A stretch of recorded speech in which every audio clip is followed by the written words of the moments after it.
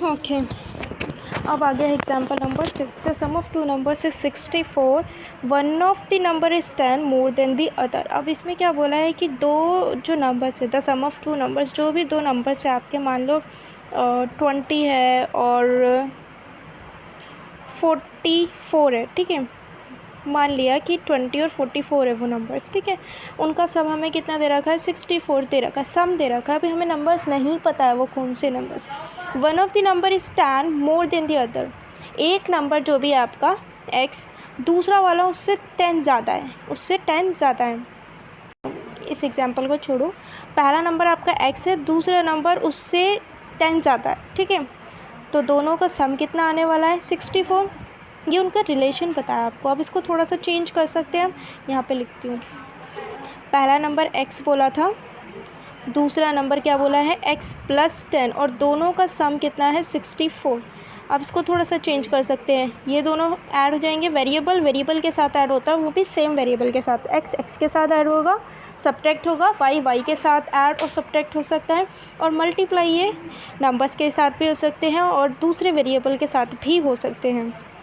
तो यहाँ हो गया 2x, एक्स स्क्वायर नहीं लिखना है, एक्स स्क्वायर का मतलब है x इंटू एक्स, मतलब x को 2 टाइम्स आपने मल्टीप्लाई किया है, पर यहाँ पे जो x है वो 2 बार ऐड हो रहा है, तो 2x लिखेंगे। एक x प्लस दूसरा x प्लस किया तो 2x plus 10 is equal to 64। ये हमारी इक्वेशन बनी। ये इक्वेशन हम इतनी भी मान सकते हैं कि हमारी ये इक्वेशन फॉर्म हो गई है, 2x plus 10 is equal to 64। अगर और छोटा करना हो तो 2 कॉमन ले लो, x प्लस 5 आया, दोनों में से कॉमन ले लिया, इसमें से भी 2, इसमें से भी 2 कॉमन ले लिया, और 64 इधर।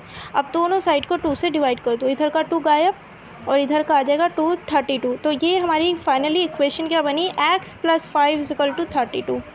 अब इस दोनों साइड से 5 को माइनस कर दो, दोनों साइड से 5 को माइनस कर देंगे तो यहाँ तो बचा सिर्फ x, और यहाँ पे क्या आया, 5 7 2 27, ठीक है, 27। तो क्या निकला कि x मेरा 27 है।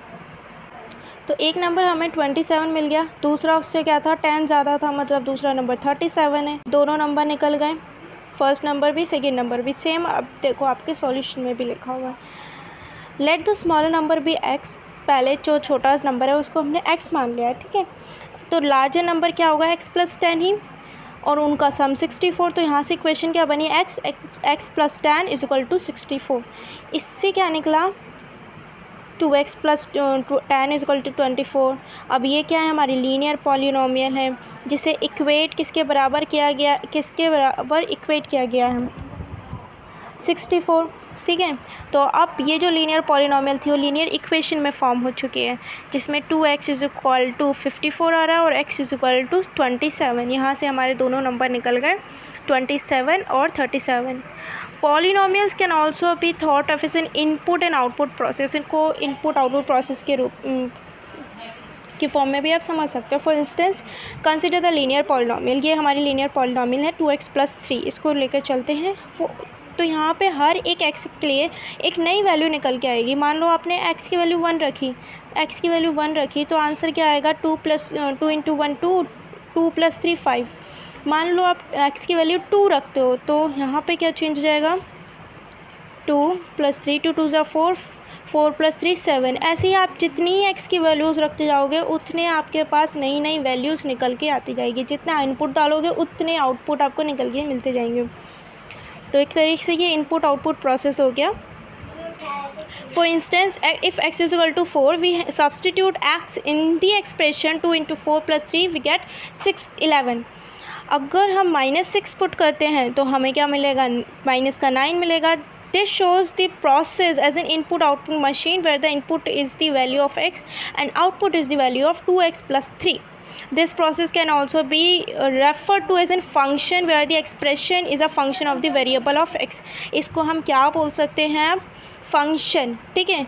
और फंक्शन वेरिएबल क्या है, x, तो क्या बोल सकते हैं, function of the variable x। यहाँ पे लिखा हुआ है, ये डिफाइन इधर लिखा है, is 2x plus 3 is a function of the variable x. You will learn more about function in later grade. आगे जब बढ़ोगे तब आपको समझ आएगा फंक्शन होता क्या है एक्चुअल में। Linear expression is an output input output process. यहाँ से आपको एक चीज़ मिल गई कि लीनियर एक्सप्रेशन आपका एक इनपुट आउटपुट प्रोसेस है। अब फिर से जाते हैं थिंक एंड रिफ्लेक्ट में।